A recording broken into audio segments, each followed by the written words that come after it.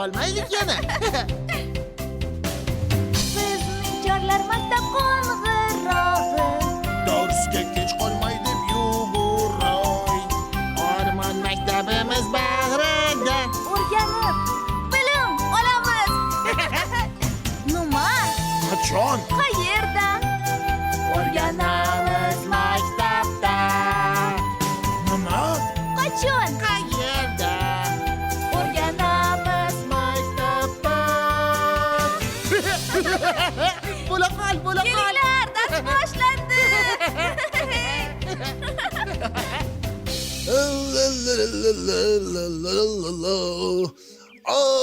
O'zimizning o'rmon. Men seni juda ham sog'indim. Hidlar ham boshqacha. Berding kapalaklari-yu, aralari ham o'zgacha. Lay. 2, Ya. 3, 4. Ha! Voy! Qalay, qo'rqitdimmi? Ay, Bo'riboy, nima qilyapsan? Qo'rqib ketdim-ku axir. Ay, endi bilasan-ku, mana shunday. Menga qara. Ha? Ana oyoqlaringdagi nima u? Chiroyli bo'lib turibdi, biram o'zingga yarashib. Ha, o'rmonda sovqatmasligim uchun etik kiyib oldim. Voy-o! Ajoyib-ku bu. Bu deyman, yaqin orada tug'ilgan kuning o'tib ketdimi? Men xabarsiz qolib ketdimmi? Yo'q, axir sovuq tushdi-ku, Bo'riboy. Ha, mayli. So'ramaysanmi? Nimani? Hey. Anchadan beri yo'q edim, o'rmonda ko'rinmayotgandim. Qayerda eding? Qayerlarga bording? Nimalarni ko'rding deb. Ha, aytgancha, qayerda eding, Ay, Bo'riboy? sen so'rama. Meni bormagan joyim qolmadi. Ey, dunyo kezdim. Kim bilan demaysanmi? Kim bilan? Albatta Baraqoy bilan ikkalamiz mazza qilib, uning havo kemasida, havo sharida, uzoq Amerika degan joylarga borib keldik. U yerda tog'lar baland, dengizlar ko'p. Voy. Ha, vaqtincha. Qiyovoy. Salom, Qiyovoy. Salom, Juju, qalaysan? Salom Qiyovoy. Yaxshimisan? Qalaysan? Omonmisan? Borman, o'zingchi? Men yaxshiman. Menga qara. Labay. Seni yo'qolib qolding shu Baraqoy ikkalangizni. Yo'qolganimiz yo'q. Biz axir sayohatdan, sarguzashtli sayohatlardan kelyapmiz. Hammasini senga batafsil hali tushuntirib beraman. Menga kerak emas. Ha, nega? Ikkalang bir bo'lib olib, meni do'stlik safidan chiqarib qo'ydilaring. Voy. Bitta o'zimni tashlab ketdingiz. Nega? Jujuni ham. Ha, Quyovoy xafa bo'lma. Bular sayohatchi bo'lib ketishibdi. Rosa. Ay, sizlarni chaqiramiz deganimizda o'zingiz yo'q, biz bormaymiz, maktabga boramiz dedinglar-ku. Axir o'qish kerak-ku, Bo'riboy. Hech narsani bilmasdan turib qanday sayohat qilish mumkin? Sizlarni qarang-ku, axir hozirgi kunda telefon bor. Bo'ldi, hammasini internetdan bilib olsa bo'ladi. Aytgandek, qayerga ketyapsizlar? Maktabga. Voy, hali ham shu uzoqdagi maktabga boryapsizlarmi? Yo'q, eshitmadingmi? Yaqinda maktab qurildi. Yaxshi ish bo'pti. Lekin bilasizlarmi nima? Men borib kelgan uzoq mamlakatlarda-chi, bolalar maktabga bizga o'xshab yayov yurishmas ekan. Voy, qanday qilib? Uchib borishar ekan bunda. Yo'q, nimalar deyapsan? Ular uchun maxsus transport bor ekan. Transport? Jamoat transporti, katta, qip-qizil bo'lgan avtobus. Yo'q, men ko'rganim sap-sariq edi. Baraqoy qizilni ko'rdim deganda. Yo'q. Shunday. Unda hamma o'rmondagi bolalarni yig'ib maktabga olib ketar ekanmi? Xuddi shunday. Men ham qaror qildim. Toki bizning o'rmonimizda ana shunday avtobus paydo bo'lmasa ekan, darsga bormay turaman. Undan ko'ra Baraqoy bilan ikkalamiz maza qilib sayohatlarni davom ettiraveramiz. Ana shunday. Voy, menga qara. Undan ko'ra sizni havo sharingizda uchib boraylik maktabga. Men ham chiqib olardim. Bilasanlarmi, haligi havosi tugab qolgandi havo sharimizda. O'shanga biroz aylanib kelay degandim. Mayli, sog' bo'lasizlar. Men haligi qo'y kutib turibdi-ya. Voy, to'xta Bo'riboy, Amayli. to'xta. Ko'rishamiz. Ketaver. Axir maktabga bormasa ikkichi bo'lib qoladi-ku. Bizga ham nasib qilib qolar shunday avtobuslar. Ha, to'g'ri aytasan, Qo'yonvoy. Yur yaxshisi, ustozga borib, ularga bu haqida aytamiz. Ha, juda ham yaxshi fikr. Qani ketdik. Balki seni ko'tarib olarman, tezroq yurardik shunda. Juda ham xursand bo'lardim. Kecha yo'q demay sana. Ketdikmi? Ketdik. Yura qol Qo'yonvoy. Sen borliging juda ham yaxshi.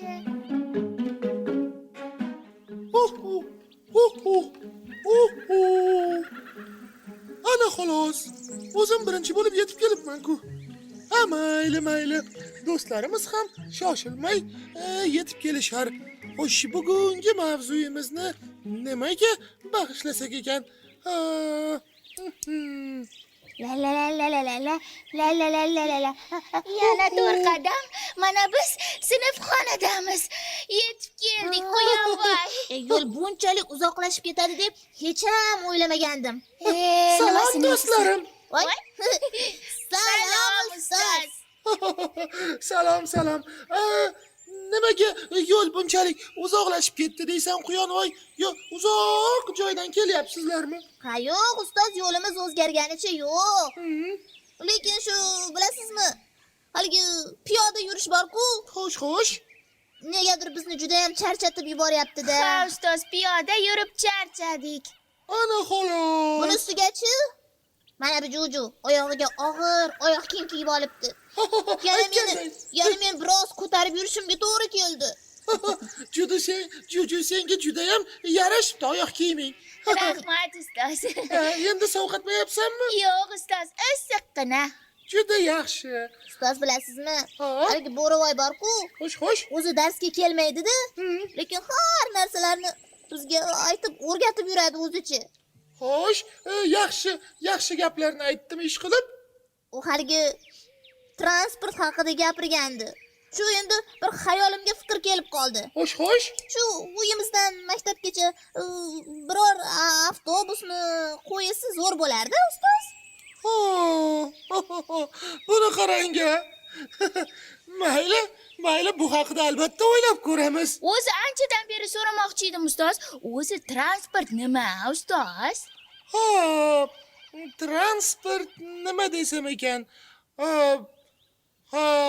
Bilasizlarmi, transport bu insonlar yo bo'lmasa yuklarni, hayvonlarni tashish vositasi deb hisoblanadi. Ularning ichiga avtomobillar, tramvaylar, poyezdlar, samolyot, avtobus, qayiq va hatto ulkan motorli kemalar kiradi. Kemalar ham transportmi, ustoz? Ha, xuddi shunday. Transportlikka transport qo'ya, lekin bizni o'rmonimizga qaysi biri to'g'ri kelar ekan, ustoz?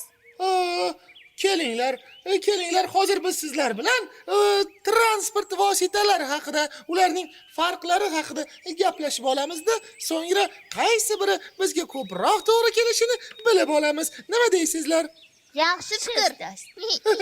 Unday bo'lsa do'stlarim, har doimgidek meni diqqat bilan tinglang va mana bu ekranga qarab turing, chunki sizlar uchun foydali rasmlar o'sha yerda paydo bo'ladi. Xo'p, bo'ladi. Unday bo'lsa men boshladim. Transport so'zi lotincha transportodan kelib chiqqan bo'lib, ko'chirish degan ma'noni anglatadi. Qadimgi davrlarda birinchi sivilizatsiyalar va davlatlar paydo bo'lgan. Ular o'rtasida savdo rivojlangan. Bu haqida avvalgi darslarimizda aytib bergandim, to'g'rimi? Esimda, ustoz. Ha, eslaymiz, ustoz. Ana shuning uchun ham yuklarni va odamlarni uzoq masofalarga tashish zarurati paydo bo'lgan. Axir savdogarlar qandaydir tarzda o'z mollarini yetkazib berishlari kerak-ku shu uzoq manzillarga. Mollari ham og'ir bo'ladi. Xuddi shunday va aynan o'sha paytda 1000 yillar oldin transport paydo bo'ldi. Ularsiz zamonaviy hayotni tasavvur qilib bo'lmaydi, do'stlarim. To'g'ri aytasiz. Bo'rivoy ham shunday degandi. Ulardan 3 turi bor. Quruqlikda yuradigan, suvda va havoda. Ha, balki bizda havoda uchadigani bizga kerakdir o'rmonimizga. Hozir men aytaman, eshiting do'stlarim. Avtomobil, avtobus, poyezd yo bo'lmasam tramvaylar yer usti transporti, yana metro ham bor, yer osti transporti deb hisoblanadi. Xo'sh, ustoz.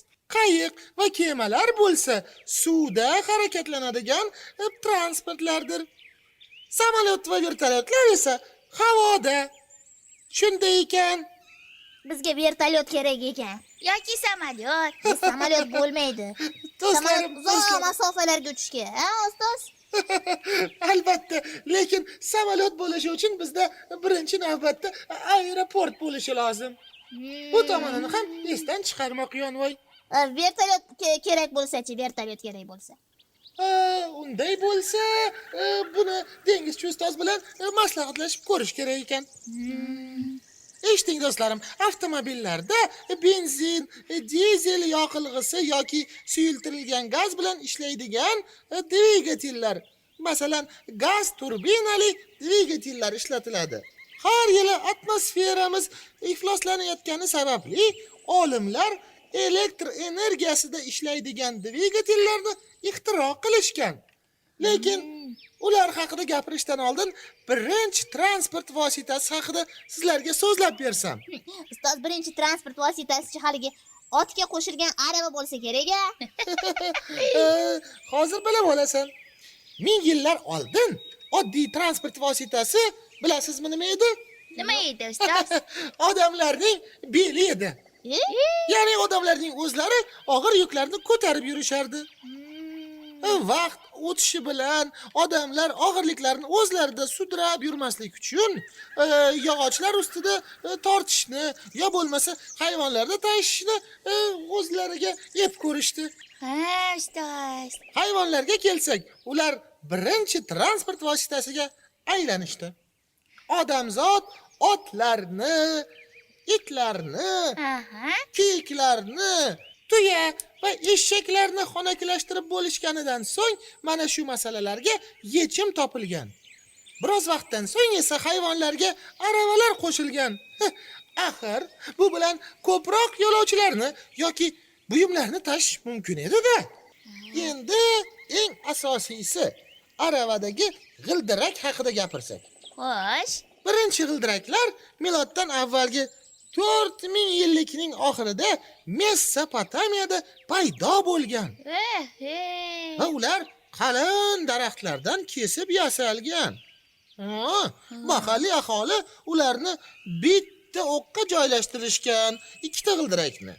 Shunda g'ildirak jufti paydo bo'lgan va qarabsizki, tez orada aravaning asosiga aylangan.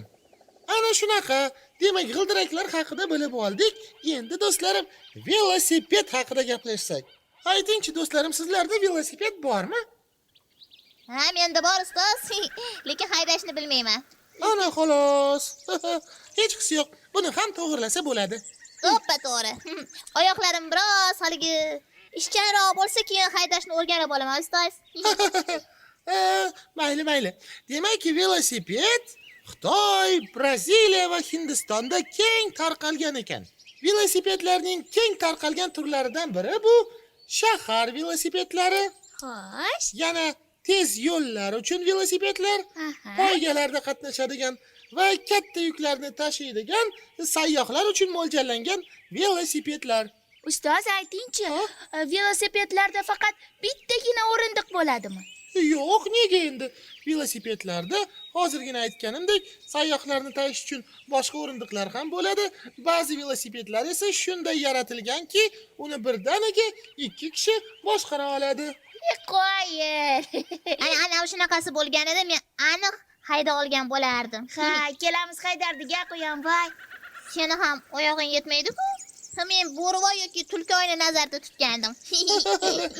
Aytgandek do'stlarim, televizorda ko'rgan bo'lishingiz mumkin. Tour de France degan dunyodagi eng mashhur velosiped poygasi bor. Poygasi bor, to'g'ri. U birinchi marta 1903-yili Fransiyada bo'lib o'tgan va shundan beri har yili bo'lib o'tadi. Musobaqa davomida 200 ga yaqin velosipedchi butun Fransiyani aylanib chiqishlari va 3,5 ming kilometr masofani bosib o'tishlari shart. Agar bilsangiz, musobaqa 3 hafta davom etadi. Shuncha katta masofani bosib o'tish uchun shuncha vaqt kerak bo'ladimi shunda ustoz? To'ppa to'g'ri. Xuddi shuncha. Demak, do'stlarim, endi mototsikllarga bir nazar tashlasak. Mototsikl bu dvigatelli 2 yoki 3 g'ildirakli transport vositasidir. Mototsikl avtomobildan haydovchining xavfsizligi kamroq. Buni oldindan aytib qo'yishim kerak. Demak, xavfi kuchliroq demoqchisizda? Albatta. Hamda velosipeddan uning farqi shundaki, uni dvigateli mavjud. Mototsiklar odatda 2 kishilik, lekin 3 kishilik ham bo'ladi. Boshqa yo'lovchi uchun ba'zan aravachasi ham bo'ladi. Boshlariga ajoyib tovoq kiyib olishadi ustoz. Xuddi shunday. Ularning nomi motoroller bo'ladi. Endi birinchi mototsikl haqida so'zlaydigan bo'lsam, u 1869-yilda amerikalik Silvestr Hovard Roper tomonidan ixtiro qilingan ekan. 1869 dedingizmi? Ha. Yoshi ancha katta ekan-a? Roperning mototsikli bug' dvigatelida ishlagan.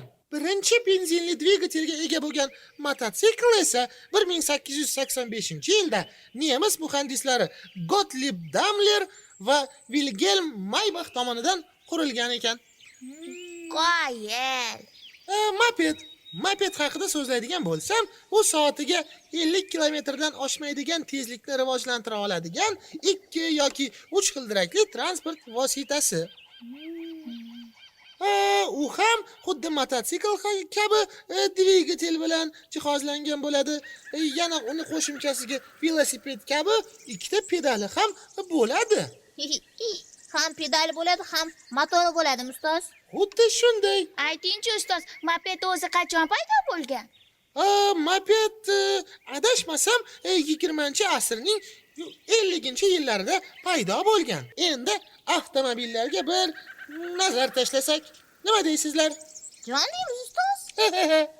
Bilardim shunday deyishingizni. Nima yo'q desak dars o'tmasdan tugatib qo'yasiz. Aslo yo'q. Shunchaki xo'p hazillashdim. Qani do'stlarim, siz ham hazillashmangda, meni diqqat bilan tinglang. Xo'p, bo'ladi.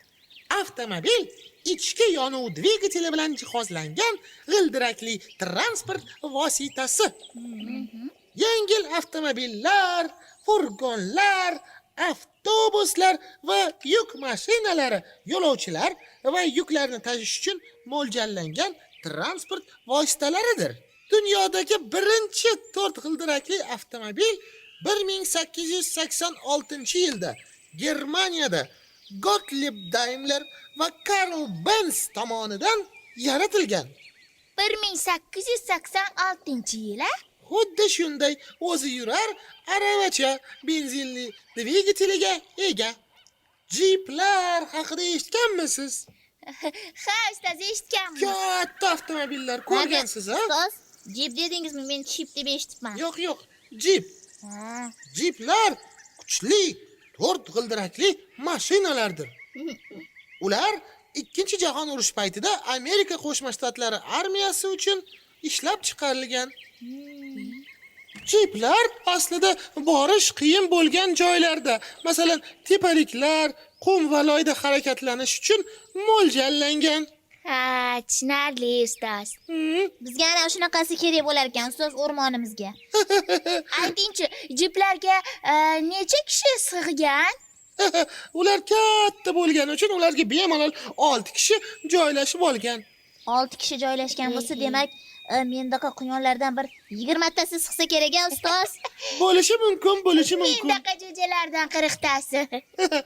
Ha, do'stlarim, endi esa eng tez yurar avtomobillarga nazar solsak, Formula 1 haqida eshitganmisiz?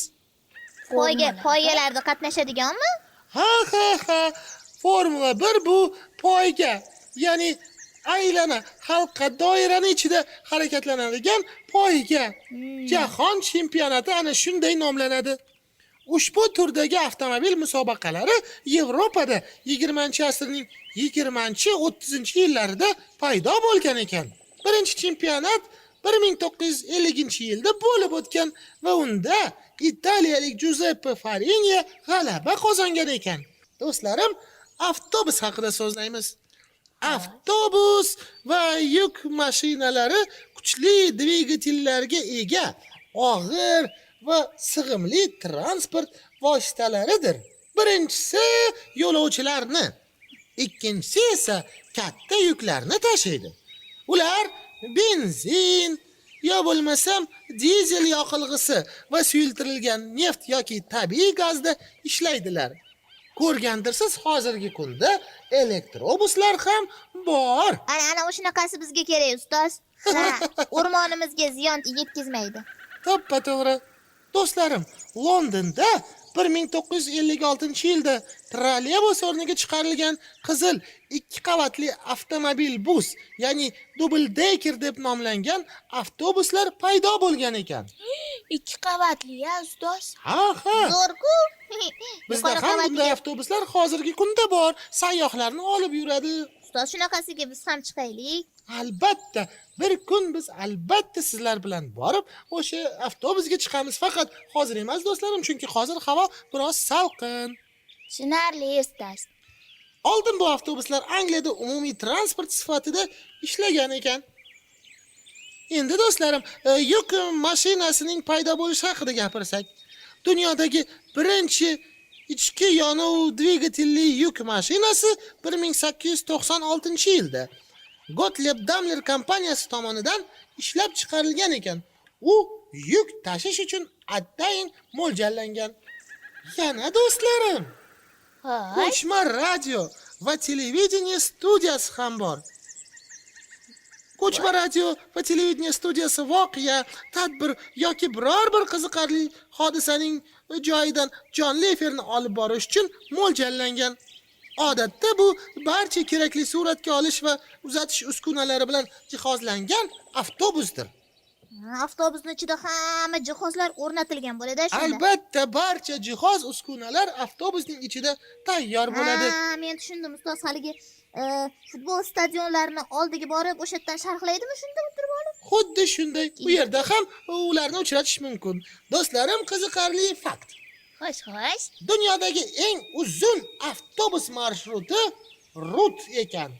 Uning uzunligi 6,5 kilometr bo'lib, Rossiyaning Gorno-Altaysk va Germaniyaning Freiburg shaharlarini bog'lar ekan. Qancha haligi vaqtda bosib o'tar ekan bu masofani ustoz? Bunisini o'ylab ko'rmagan ekanman. Menimcha, har doim har xil, lekin juda ham uzoq vaqtda. 20-asrning 20-yillarida Germaniyaning München shahrida tramvay ko'chma kutubxona vazifasini bajargan ekan. Qo'yil, tramvay ichida juda ko'p kitoblar bormi shunda? Xuddi shunday bo'lgan. Xo'sh, do'stlarim, endi avtobuslar haqida so'zlashdik, mototsikllar haqida so'zlashdik, velosipedlar. G'ildiraklardan o'tib, Ustoz, eshitdingizmi? Qo'ng'iroq chalindi. qo'ng'iroq Mayli, men tezroq bora qolay, bo'lmasa jujuni ko'tarib kelishimga to'g'ri keladi. bir pasdaya. Shoshma, Buni to'xta. qarang. Men ham yetib olay. Mavzuyimiz qiziqarli bo'lishi bilan qo'ng'iroq ham bir pasda chalinib qo'ya qoladi. Mayli, hech qisi yo'q. Keyingi safar mana shu darsimizni kemalar haqidagi mavzu bilan boshlaymiz.